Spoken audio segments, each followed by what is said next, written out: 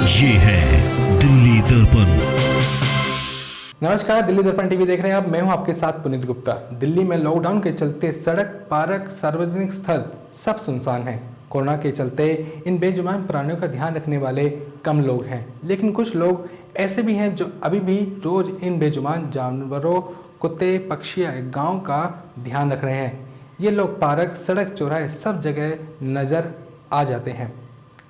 लोग सुबह निकलकर अपना धर्म और पशु पक्षी का धर्म निभा रहे हैं। देखिए हमारी खास रिपोर्ट।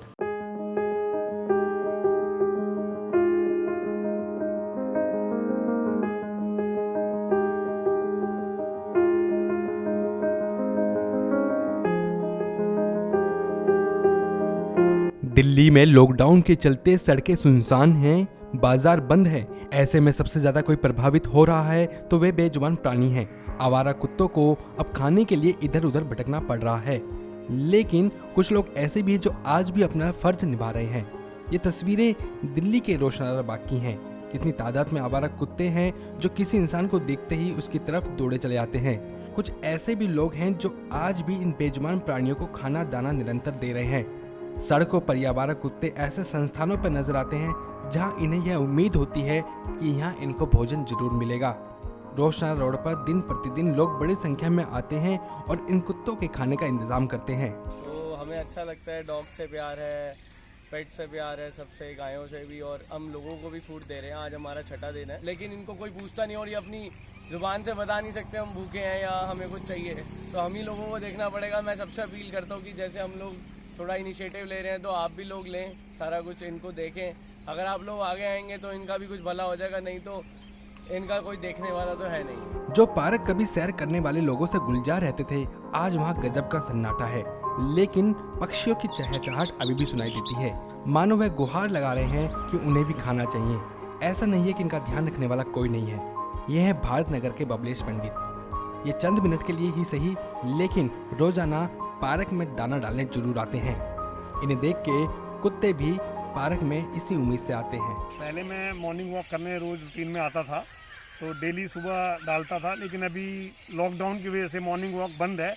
लेकिन मैं कुछ 2 मिनट के लिए आता हूँ, जिससे मैं इन भूखे पक्षियों को मतलब खाने के लिए और कुत्तों के लिए कुछ डाल के चला जाऊँ। तो भूखे हैं क्योंकि यहाँ पे लोगों को आना जाना बंद है, तो मैं आके 2 मिनट इनको खाना डाल के, दाना डाल के चला जाऊँ। अब ये नज़ारा देखिए, यहाँ हजारों कबूतर एक साथ दाना चुग रहे हैं। यहाँ आज भी कुछ लोग निरंतर इनके दाना पानी का इंतजाम करने के लिए आते हैं। ये एक निजी संस्थान के लोग हैं। प्रतिदिन गायें और पक्षियों के लिए ऐसे ही संस्थान इनकी भूख की पूर्ति का इंतजाम करते हैं। व्यस्त सड़क पर इतनी तादाद में कबूतर यहाँ आते ही इसलिए हैं क्योंकि उनको मालूम है कि कुछ मसीहा आज भी इस माहौल में उनका ध्यान रख रहे हैं। गौशाला में 1800 गायें हैं। 2 घंटे लग के हमने पूरी गौशाला की सेवा करी है। जब से ये लॉकडाउन शुरू हुआ है, हमने रोज का नियम बनाया हुआ है कि जितनी सेवा हम कर सके करें। गौशाला के बाद अब यहाँ पर हम आते हैं। यहाँ पे पक्षियों को, कबूतरों को दाना डालते हैं, बाजरा डालते हैं, अपनी तरफ से कोशिश करते हैं कोई भी भूखा ना रहे।